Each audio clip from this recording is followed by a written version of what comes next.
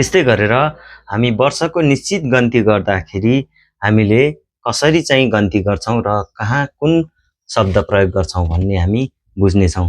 जस्तै न्यन भनेको वर्ष, जस्तै इल्न्यन भनेको 1 वर्ष, ओन्यन भनेको 5 वर्ष र सिम्न्यन भनेको 10 वर्ष। सिम्न्यन भनेको 10 वर्ष। यहाँ हामी उदाहरण हेर्न सक्छौं। सीमा सिनन इन्यन बुथ हाङ्गुगेस इरागो इस्मिदा, है। जस्तै सीमा चाहिँ 2 वर्षदेखि कोरियामा काम गर्दै हुनुहुन्छ, हामी यसरी बुझ्ने छौं। जस्तै सी भनेको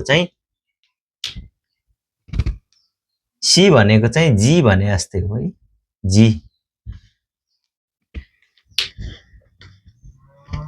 जस्तै नाल्चा भनेको मिति, जस्तै सेङ्गिल भनेको जन्मदिन।